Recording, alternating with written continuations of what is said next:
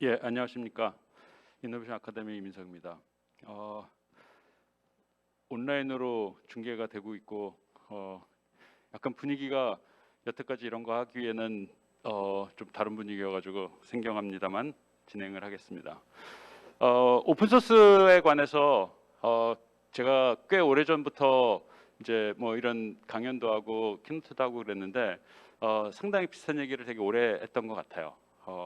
어쩌면은 조금씩 발전하고 있지만 발전이 충분치 않다는 거를 반증하는 거이기도 하고요. 다행히 니아나 우리나라 이제 정부에서도 오픈소스에 대해서 이제 인식도 점점 좋아지고 법도 조금 긍정적으로 바뀌고 하는 방향으로 가서 다행이라고 생각을 합니다.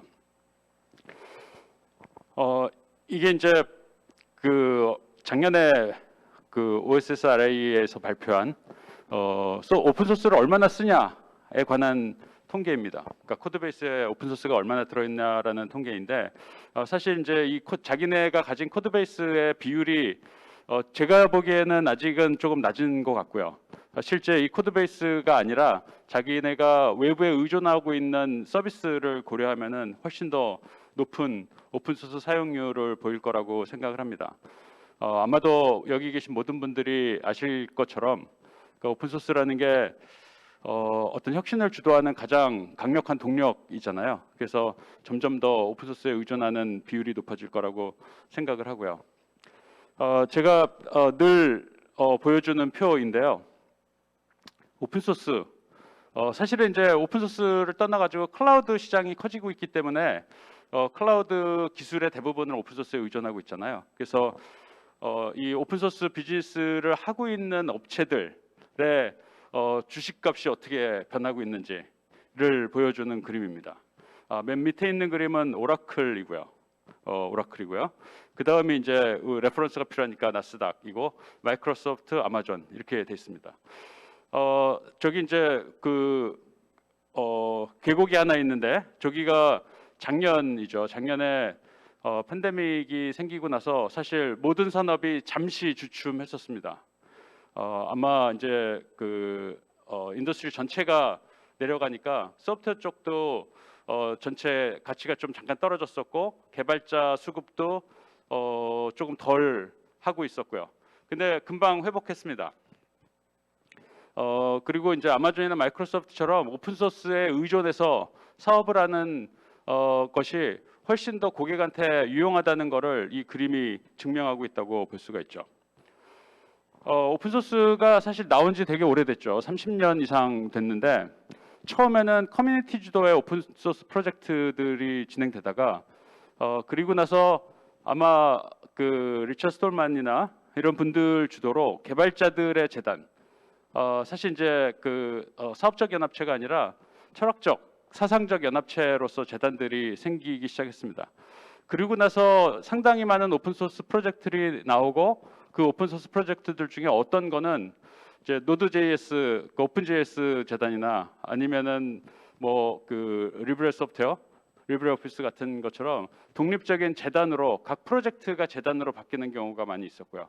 그리고 아파치처럼 많은 프로젝트를 수용하는 기술적 커뮤니티 연합체가 있었고요. 실제 이제 요즘에는 회사 주도로 오픈소스가 많이 만들어집니다. 그러니까 처음에는 혼자서 또는 여러 명이 커뮤니티스럽게 시작하는 척하다가 회사로 바뀌는 거죠. 이게 나쁘다는 게 아니라 그런 형태로, 왜냐하면은 오픈소스가 많은 회사들의 혁신적인 소프트웨어로 또 혁신적인 어떤 부품으로 사용되기 때문에 당연히 수익성이 담보가 되고 회사 형태로 가게 됩니다. 그러니까 엘라스틱이나 몽고DB 이런 류의 소프트웨어들이, 너무나 많은 소프트웨어들이 오픈소스로 시작해서 회사로 가서 아주 사업이 잘 영위되고 되고 있죠.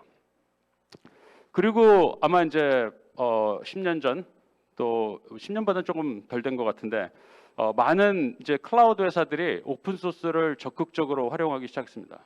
그러니까 소위 말하는 매니지드 서비스를 위해서 오픈소스를 가져다가 그걸 매니지하기 위한 추가적인 소프트웨어를 만들고 오픈소스 기술을 자기 고객들한테 서비스하는 이런 형태가 많아졌죠. 그 대표적인 회사가 아마존, 또 애저, 그다음에 이제 IBM이 레딧을 사서 이제 그런 일들을 하려고 하고 있고요. 그래서 오픈소스를 적극적으로 사업하는 업체, 좀 큰 업체들이 많이 생겼고요. 그리고 나서 사실 이제 원래부터 있었지만 적극적으로 이들의 사업을 보호하는 어떤 사업적 보호막으로서 재단이 많이 존재하고 있습니다. 그러니까 리눅스 파운데이션이 대표적이고요. 그 다음에 OSI, 그러니까 라이센스 관점에서 오픈소스 사업을 서포트한다고 할까요? 그런 조직들이 있고, 그리고 이제 최근에 성공하고 있는 대부분 오픈소스들은 예전에 우리가 오픈소스를 사용하는 이유라고 생각했던 특정 기업의 락인이 되는 문제를 여러 회사들이 연합을 해서 오픈소스로 만들어내는 것입니다. 그 대표적인 게 이제 클라우드 네이티브 재단이나 오픈 인프라 재단이나 하는 것들이죠. 그러니까 지금 이제 우리가 얘기하고 있는 클라우드 플랫폼들, 클라우드 플랫폼 기술 이런 모든 것들은 되게 큰 회사들이 많이 모여가지고 처음부터 그런 표현을 쓰지는 않지만 락인을 목적으로 오픈소스 프로젝트를 진행합니다. 그래서 많은 큰 회사들이 이거를 표준으로 드라이브를 하고 인더스트리 표준으로 드라이브하고 그 표준 위에서 만들기 때문에 이 기술에 많은 투자가 이루어지고 그 다음에 이탈이 적어지죠. 그래서 기술이 빨리 발전하고, 왜냐하면 투자가 많으니까요. 빨리 발전하고 빨리 퍼지고 그 다음에 서포트도 잘 되게 됩니다. 이런 상황은 상당히 아름다운 상황인 것처럼 보이는데 오픈소스라는 그 원래 철학적 관점에서 보면은 최근에 이슈도 생기기 시작했습니다. 라이선스 전쟁이라고 이제 표현을 사람들이 하는데 사실은 라이선스 전쟁이라기보다는 비즈니스 전쟁이죠. 그러니까 아마존이나 그러니까 클라우드 플랫폼을 제공하는 회사들이 특정 오픈소스 기술을 오픈소스로 가져다가 매니지드 서비스를 붙여서 판매를 하는데 원래 그 기술을 만든 회사한테 보상이 거의 없는 사태가 발생하고 있는 거죠. 그리고 이제 몽고DB가 2018년에 그랬고 작년에 엘라스틱이 그랬고 많이 뉴스에는 안 나왔지만 그레일로그라는 회사도 작년에 재작년에 아마 라이센스를 SSPL로 바꿨습니다. 이건 뭐냐면은 매니지드 서비스를 하는 아마존이나 애저나 이런 회사들이 오픈 소스의 가치를 제대로 인정해 달라는 엄중한 요구이죠. 그러니까 기존의 오픈 소스는 퍼미시브 오픈 소스는 가져다가 쓰고 팔아도 본인의 노력으로 다른 서비스를 얹어서 팔아도 괜찮은 거였는데 이 가치를 라이센스에 정의된 가치가 아니라 원래 오픈 소스를 만들기 위해서 노력한 가치를 인정해 달라는 의미로 저는 이해를 하고 있습니다. 그리고 이 원래 그 클라우드 업체들, 아마존이나 클라우드 업체들의 의지를 반영한 것이 오픈소스 이니셔티브입니다. 그러니까 SSPL이 오픈소스 라이센스가 아니다. 그러니까 제가 봐도 아니거든요. 그러니까 아니다라고 명백하게 선언을 해줌으로써 클라우드 업체들의 손을 들어줬고요. 이 때문에 이제 엘라스틱이나 몽고DB나 이런 워낙 오픈소스로 우아한 정신으로 시작했던 업체들이 어쩌면은 사업 기회를 조금 잃을 수도 있겠고 하는 이런 문제가 생기기 시작했습니다. 어떤 식으로든 이런 상황이 조금 정리가 되어야 될 거라고 생각을 하고 있습니다. 아마 파스타 그랬듯이 플랫폼으로서 오픈 소스를 한다고 하면은 여러 가지 이제 영역이 생기는데 첫 번째로는 기술의 영역이 있죠. 그러니까 완전 인프라나 플랫폼이나 하는 플랫폼 기술 영역이 있고요. 플랫폼이라는 거에 사실은 이제 서비스 일부 프레임워크도 들어가긴 하겠지만요. 그리고 그 클라우드 위에 살고 있는 솔루션이나 서비스들, 우리가 SaaS라고 하는 많은 것들, 프레임워크들, 솔루션들이 있고요. 그 다음에 요즘에는 AI, 머신러닝 기술이 사실 이제 마치 분리되고 아주 똘똘한 대단한 새로운 것처럼 했지만 사실 AI, 머신러닝 기술의 상당히 많은 부분은 데이터 뭔가 기술이잖아요. 데이터를 수집하고 가공하고 검증하고 처리하는 또 비주얼라이즈하는 이런 기술, 데이터 기술들하고 실제 이제 AI 머신러닝의 코어 기술들, 도구들 이런 그 기술의 영역이 있고요. 그 다음에 거버넌스의 영역이 있습니다. 거버넌스의 영역 중에 최근에 이제 많은 업체들이 나와갖고 이 부분을 강조하고 있는데 보안에 관한 이슈들. 그러니까 이제 오픈 소스가 당연히 그 클로즈드된 그 프로프라이어티 소스보다는 훨씬 더 보안상 안전하지만 많은 보안 문제가 있다는 것을 오픈 소스를 이용하는 업체들이 이해하고 매니지를 잘 해야 되는데 그 부분이 부실할 수 있다는 거죠. 오픈소스를 그냥 가져다 쓰기 때문에. 그래서 그거를 서포트하는 영역, 그 다음에 라이센스 정합성 문제, 이런 부분 거버넌스 영역이 있고, 그 다음에 사실 가장 중요한 거는 경험의 영역이죠. 그러니까 요즘에 우리가 DevOps라고 하는, 그러니까 실제 고객이 활동하는 영역에서 생기는 많은 문제들을 즉시 해결해 줘야 되는 영역이 있는데, 이제 DevOps 분야가 몇 년 전부터 엄청나게 각광을 받고 많은 도구들이 여기에 이제 집중돼서 개발되기 시작했습니다. 사실 이 모든 것이 오픈 소스로 이루어집니다. AI가 지금 막 강조되고 있지만 사실 저기 보면은 A1인데 저게 A라고 치면은 저건 소스일 뿐이죠. 실제 중요한 건 스테이크 기술이고요. 그 기술의 바탕은 데이터 기술, 이 바탕은 전부 오픈소스로 이루어지고 있습니다. 성공적인 플랫폼이 되려면은 사실 플랫폼 공급자가 아닌 플랫폼 위에 플레이어가 역할을 잘 해야 되는 겁니다. 플랫폼도 되게 중요하지만 사실은 플랫폼에 어떤 솔루션이 있고 그들 간에 어떤 융합이 이루어지고 그 서비스들을 어떻게 잘 이용할 수 있느냐가 되게 중요하게 되겠죠. 플랫폼 위의 솔루션 업체들, 플랫폼과 솔루션을 이용해서 어떤 서비스를 실제 만드는 업체들, 그 다음에 거기 있는 사용자들, 이 요구를 잘 수용해야지 훌륭한 플랫폼이 되겠죠. 플레이어들 사이, 그러니까 그 플랫폼 위에 있는 많은 플레이어들 사이의 공유와 혁신, 여기가 중요하다고 봅니다. 그래서 플랫폼 공급자는 명확하게 기술이나 자기네 비즈니스 로드맵을 플레이어들한테 제공을 해야 되고요. 개별 솔루션, 또 그 솔루션과 솔루션, 이 융합을 잘할 수 있는 기술적 바탕을 제공해야 될 것입니다. 근데 자세히 생각해 보면은 그 플레이어라는 게 대부분 개발자를 의미를 해요. 그래서 우리가 플랫폼이 성공을 하려면은 결국 오픈 소스로 많은 거를 제공을 해야 되고, 그 다음에 그 오픈 소스 이용하는 또 오픈 소스를 생산해내는 개발자 커뮤니티를 잘 지원해야 된다는 것입니다. 닫힌 상태에서는 플랫폼이 성공하기가 되게 어렵다는 거죠.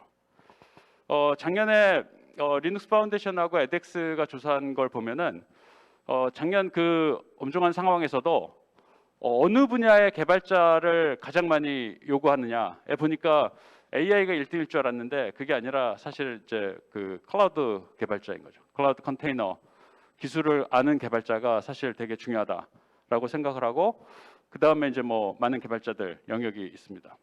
실제 우리가 플랫폼이 성공하기 위해서는 그 플랫폼의 다양한 기술이나 또 프레임워크를 이해하는 개발자가 많은 게 되게 중요하다고 생각을 합니다. 인공지능도 중요하지만 인공지능의 머신러닝은 사실 그 핵심적인 영역이고, 머신러닝 언저리 기술들, 데이터와 관련된 기술들이 훨씬 더 중요하다는 거죠. 개발자들이 오픈소스에 컨트리뷰션하는 이유를 보면은 우리가 예전부터 이런 얘기를 많이 했었죠. 재미로 하고 레퓨테이션 때문에 한다. 근데 점점 오픈소스 개발자들이 일로, 그러니까 자기가 돈을 받는 이유가 오픈소스에 컨트리뷰션 하는 거야. 이 방향으로 점점 가고 있습니다. 이 사실은 되게 중요한 건데요. 회사들이 오픈소스 개발자를 적극적으로 고용을 해서 이 사람들한테 돈을 주고 오픈소스를 개발한다는 것입니다. 개발하는, 그러니까 오픈소스를 페이드 상태로, 그러니까 이제 자기가 직업으로서 오픈소스를 개발하는 많은 이유는 뭐 이제 오픈소스를 자기가 하니까 여러 가지 좋은 점도 있지만 사실은 이제 코드를 쓰거나 다큐멘트를 쓰거나 테스트하거나 사용하거나 아니면은 지원하는 역할을 하거나 다 회사의 이익을 위해서 자기가 월급을 받고 오픈소스 기여를 하고 한다는 면이 점점 더 많아지고, 지금은 이 조사에서는 뭐 50 몇 %쯤 되는데 점점 더 높아져서 거의 90% 정도로 가지 않을까 생각을 합니다. 이 장면을 사실 되게 많이 생각을 해야 되는데요. 회사들이 오픈소스를 쓰는 이유라는 거죠, 이게. 회사 입장에서는 오픈소스에 컨트리뷰션을 하는 이유는 당연히 돈 때문입니다. 이거를 부정할 수 있는 사람은 아무도 없을 거고요. 그리고 오픈소스에 기여하는 방법은 돈을 넣는 거예요. 개발자를 고용하고 개발자 커뮤니티를 지원하고 우리 프로젝트를 오픈하고 바깥에 유력한 오픈소스에 지원을 하고 또 오픈소스 재단에 기부를 하고 재단에 기부를 해야 되는 이유는 재단이 우리 회사를 보호해 주기 때문이죠. OSI나 파운데이션이나 아니면 기타 재단들이 우리 회사가 그 재단이 보호하는 보호막의 우산 아래 들어가게 하는 것입니다. 그래서 점점 더 많은 회사들이 현실적인 이득을 위해서 오픈소스에 투자를 하고 있습니다. 근데 이제 오픈한다는 것은 사실 오픈소스의 코드를 오픈하는 것은 중요하긴 하지만 핵심은 아닌 것 같아요. 그래서 오픈할 때 표준을 드라이브하고 데이터를 오픈하고 우리의 연구 결과를 오픈하고, 그러니까 핵심적인 거는 코드 자체가 아니라 우리의 모든 거를 공개한다는 것입니다. 실제 우리가 R&D든 아니면은 여러 가지 활동을 할 때 코드를 뭐 깃허브이든 어디든 리포지터리를 공개하는 걸로 오픈소스가 끝난다고 생각하는 경향이 아직은 많이 있는 것 같습니다. 근데 사람을 오픈해야 되는 게 되게 중요하고요. 데이터, 로드맵, 또 뭐 정책, 기타 등등 이런 많은 것들을 전반적으로 오픈하고 오픈한다는 게 너무나 당연하다는 마인드를 가지는 게 중요하다고 생각을 합니다. 작년에 이제 깃허브에서 자기네 이제 사용자 기준으로 어디에 사람들이 많이 분포되어 있느냐를 조사한 그림인데 당연히 이제 미국이 많고요. 2025년에 아주 가열차게 1억 명 정도 사용자가 있을 걸로 예상을 하고 있습니다. 미국이 16.4, 중국 13.3, 인도, 나이지리아, 이 나라 순서가 되게 인구 비례랑 비슷하죠. 미국 빼고는. 우리나라는 2020년 기준으로 전 세계 인구의 0.65% 정도를 하고 있습니다. 사실 오픈소스 기여자의 물론 이제 그 탑랭커들은 사실 이런 인구 비례랑 상관이 없지만 전반적으로 오픈소스에 기여하는 많은 사람 숫자가 저 인구 비례가 아니라 우리나라의 경제 규모, 지금 우리나라 경제 규모가 세계 7위라고 얼마 전에 나왔죠. 그 정도 수준 안에는 당연히 들어가야지 아마도 회사들이 오픈소스를 잘 이용하고 그 오픈소스로 혁신을 하는데 다른 나라들이랑 평균 수준을 하고 있다고 생각이 될 겁니다. 그래서 훨씬 더 많은 오픈소스 공헌자가 나올 수 있도록 아마 우리나라 또 학교, 연구소 이런 데서 노력을 해야 되지 않을까 생각을 합니다. 마지막 페이지인데요. 제목이 마지막 페이지입니다. 소프트웨어진흥법이 바뀌었습니다. 소프트웨어진흥법에 보면은 정부는 이게 이제 25조 2항인데요. 정부는 땡땡땡 소프트웨어 연구 개발이 활성화되도록 노력한다로 되어 있습니다. 사실 그러니까 예전부터 우리가 많이 주장했던 거는 오픈 소스 퍼스트를 좀 했으면 좋겠다. 정부가 조달을 하고 정부가 가진 시장에서 적어도 오픈 소스를 먼저 고려하는 이런 시스템이 되고, 정부가 세금을 들여서 만든 거는 우선 오픈 소스 할 거를 먼저 고려하고 왜 안 되는지 이유가 명백하면 그때는 제외하고 이런 방식으로 운영을 해야 되는데 지금은 이제 노력한다라고 돼 있고 그 노력을 어떻게 해야 될지에 대해서 아직 잘 합의가 안 된 상태라고 생각을 합니다. 그러니까 정부가 우선 노력을 해야 되는 것도 중요하고, 사실 정부보다는 어차피 이거는 시장에서 이루어지는 일이니까 우리 기업들 또 학교, 연구소들이 정말로 우리가 충분히 오픈을 하고 있는가, 또는 그 전에 충분히 오픈을 지원하고 있는가, 또 그 전에 오픈할 의지 자체가 있는지, 또 그 전에 오픈하는 것의 의미를 알고 있는가에 대해서 생각해 봐야 될 때라고 생각을 합니다. 고맙습니다.